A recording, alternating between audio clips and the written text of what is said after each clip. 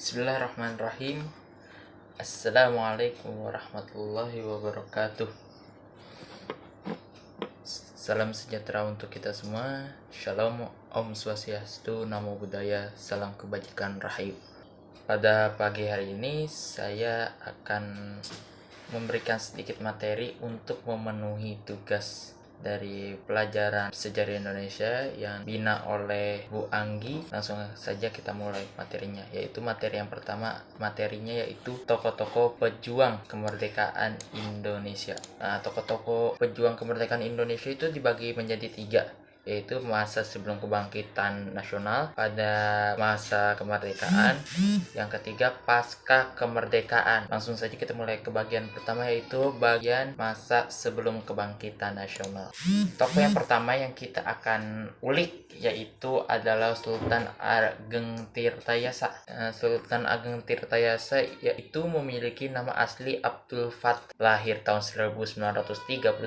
Dia merupakan Sultan ke-6 Banten. Perannya dalam masa sebelum kebangkitan nasional itu adalah menolak kerjasama dengan VOC, yaitu sebuah organisasi yang dibangun Belanda untuk memonopoli perdagangan di Indonesia, dan berusaha menghalangi aktivitas ekonomi VOC di Banten. Yang kedua, menyatakan perang dengan VOC pada 11 April 1658 dan diakhiri pada 10 Juli 1659 melalui perjanjian damai yang ditawarkan oleh VOC. Yang ketiga, membangun istana baru dengan nama Tirtayasa.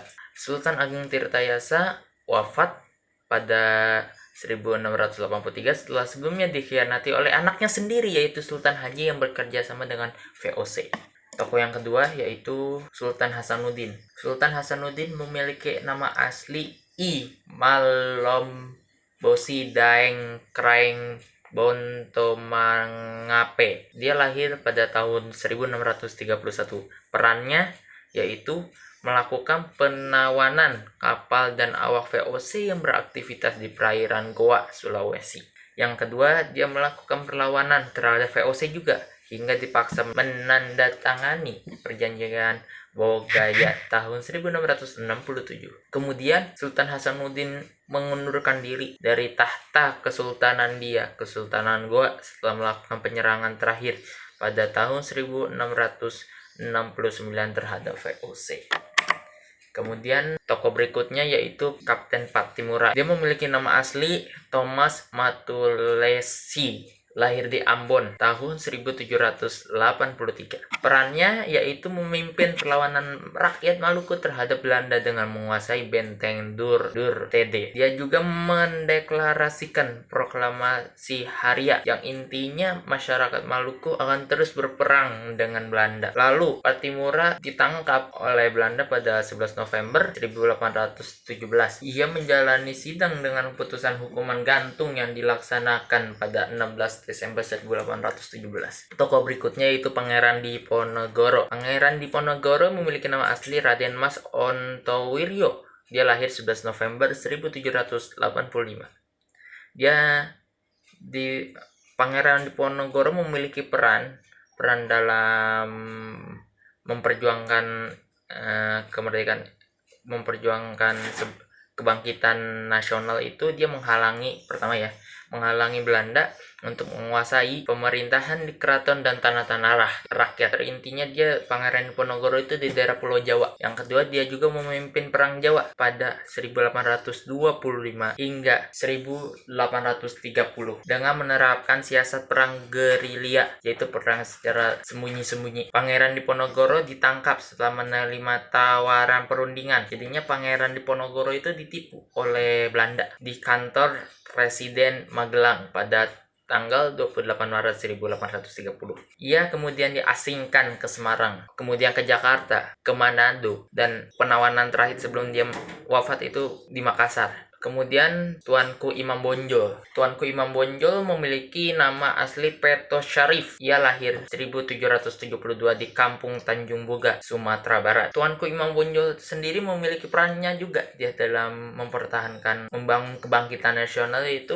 ia melerai dampak perang antara kaum Padri dengan kaum adat dan menyebarkan ajaran agama Islam. Yang kedua, memimpin penyerangan terhadap Belanda. Imam Bonjol juga akhirnya ditangkap dalam perundingan. Jadinya Imam Bonjol juga seperti Pangeran Diponegoro ditipu pada saat perundingan dengan Belanda pada tanggal 28 Oktober 1837. Ia ditawan di Bukit Tinggi. Habis itu dia diasingkan lagi ke Padang, kemudian dipindahkan ke Cianjur dan diasingkan ke Manado, dan dia wafatnya di Manado pada tanggal 8 November 1864. Kemudian Pangeran Antasari. Pangeran Antasari sendiri dia lahir pada tahun 1809. Dia merupakan tokoh nasional di daerah Kalimantan. Perannya, ia mempersatukan dan memimpin pemberontakan di desa-desa terhadap Belanda. Yang kedua, ia pada tanggal 28 April 1859 memimpin penyerbuan benteng Pangaron. Dan pada akhirnya Pangeran Antasari pun wafat akibat terkena penyakit cacar. Tokoh yang berikutnya ini merupakan tokoh yang berasal dari Bali, yaitu I Gusti Ketut Jelantik. I Gusti Ketut Jelantik juga memiliki peran yaitu menolak tuntutan Belanda yang telah melanggar aturan tawan karang dan tidak mengakui kekuasaan Belanda di Bali. Yang kedua, mempertahankan Bali dari serangan-serangan pasukan Belanda dari tahun 1848 hingga 1849. I Gusti Ketut Jelantik gugur di Pegunungan Bale Punduk di daerah Bali dalam perang mempertahankan wilayah Bali dari kekuasaan Belanda. Tokoh yang berikutnya yaitu Raja Sisimangaraja yang ke-12. Dia memiliki peran, dia merupakan kepala adat dan pemimpin agama di Tanah Batak. Yang kedua, pada 17 Februari 1878 ia memimpin perlawanan terhadap Belanda yang ingin menguasai wilayah. Raja Sisimangaraja yang ke-12 juga gugur setelah tertembak di hutan daerah Simsim. Tokoh terakhir yaitu Cuk Nyadin. Ia lahir pada tahun 1850. Perannya mempertahankan wilayah Aceh dari ambisi perluasan kekuasaan Belanda di Sumatera. Yang kedua, dia memimpin penyerangan terhadap pos-pos Belanda di pedalaman. Cuk Nyadin mengalami kesulitan makanan dan penyakit rabun. Orang dekatnya, Pangleot, menyerahkan Cuk Nyadin ke Belanda dengan syarat penyakitnya mendapat perawatan. Akhirnya Cuk Nyadin ditawan di rumahnya, kemudian diasingkan ke Sumedang dan wafat. Bagian pertama bagian masa sebelum kebangkitan nasional. Yang kedua, sekarang kita bagian masa kebangkitan nasional. Tokoh yang pertama ialah Tirto Adi Suryo. Ia lahir di Blora, Jawa Tengah pada tahun 1880. Perannya, ia aktif menulis pada surat kabar seperti Cabar, Hindia, Olanda, dan Pemberita Betawi. Yang kedua, dia memberikan surat kabar Sunda Berita pada tahun 1903 hingga 1906. Pada 1 Januari 1907, Medan Prijaji didirikan sebagai surat kabar dengan visi nasional pertama di Indonesia. Tirto Adi Suryo wafat pada 7 Desember 1918.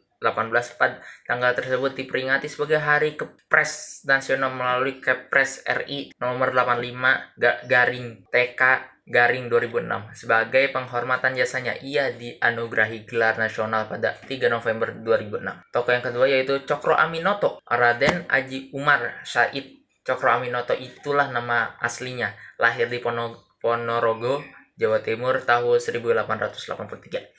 Perannya, ia mengusulkan pengubahan nama Sarekat Dagang Islam menjadi Sarekat Islam. Kemudian ia menjadi perwakilan di dalam Volksraad dan dia melakukan perlawanan melalui aktivitas di organisasi SI, yaitu Serikat Islam, dan tulisannya dalam surat kabar.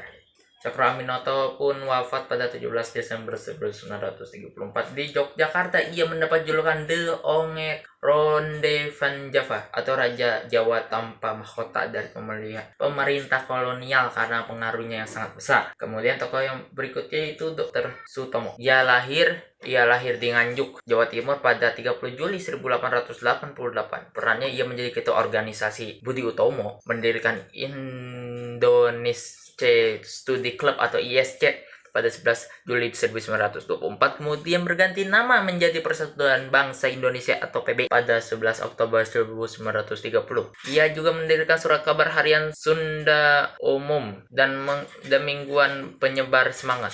Kondisi kesehatan Supomo menurun dan ia wafat pada 30 Mei 1938. Kemudian Hasaman Hudi, ia lahir di Surakarta, Jawa Tengah tahun 1878.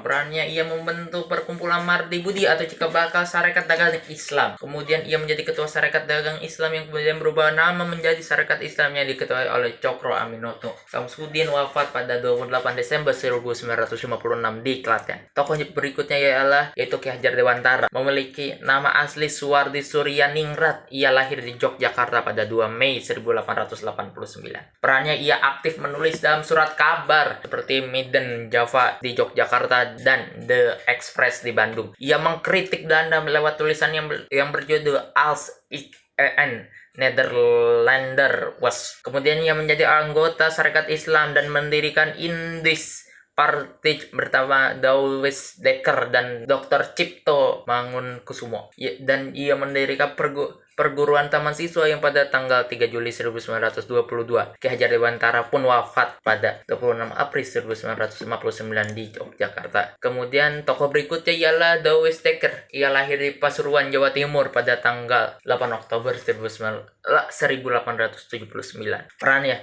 menerbitkan majalah Head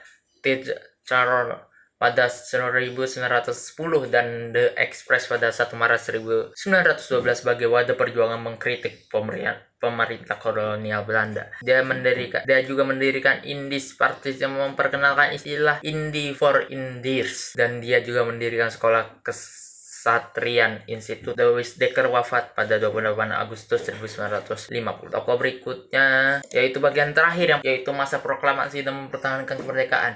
Tokoh yang pertama yang sudah pasti presiden pertama kita yaitu Insinyur Soekarno. Ia merupakan proklamator yang lahir di Surabaya pada tanggal 6 Juni 1901. Perannya ia terlibat dalam beberapa organisasi sebagai Trikoro Darmo, Algeme Studi Club atau ASC, Partai Nasional Indonesia dan Partindo. Ia menjadi ketua panitia persiapan kemerdekaan Republik Indonesia atau PPKI.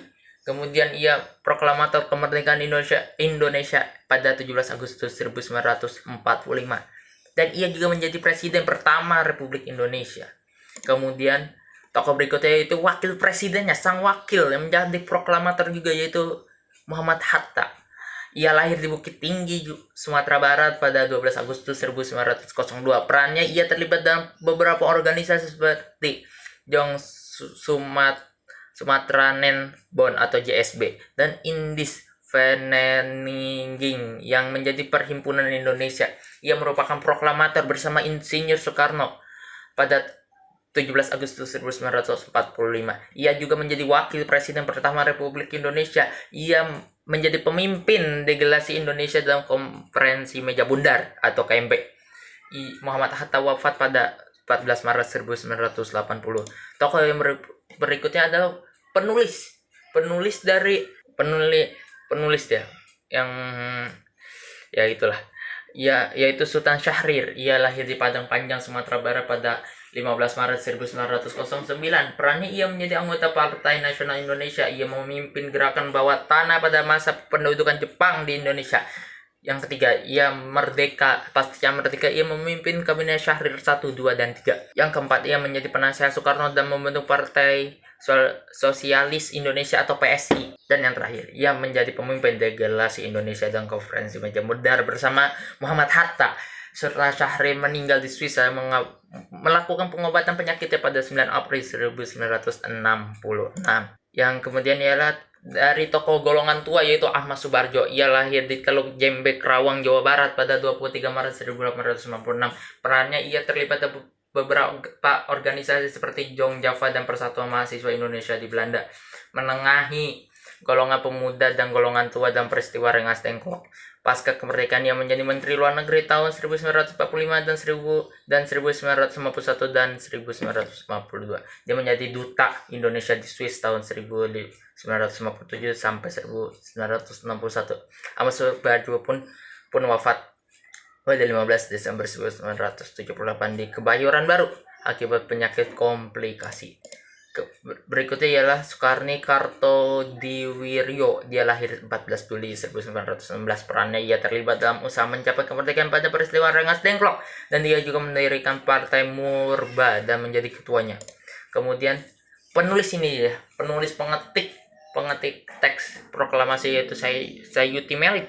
Ia memiliki asli Muhammad Ibnu Sayuti. Lahir di 22 November 1908 di Sleman, Yogyakarta. Perannya ia mendirikan surat kabar Pesat di Semarang yang aktif mengkritik pemerintah kolonial Belanda, dan ia menjadi anggota panitia persiapan kemerdekaan Indonesia, dan ia terlibat dalam peristiwa sekitar proklamasi Indonesia dan menjadi pengetik naskah proklamasi. Ia menjadi anggota KNIP dan anggota DPR tahun 1971 hingga 1977. Sayuti Melik pun wafat pada 27 Februari 1989. Tokoh berikutnya itu ada Burhanuddin Muhammadiyah.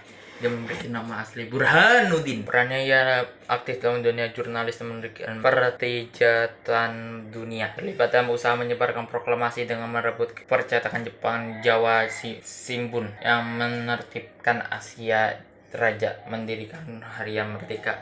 Pasca kemerdekaan yang menjadi duta besar untuk Cekoslowakia dan Hongaria tahun 1959.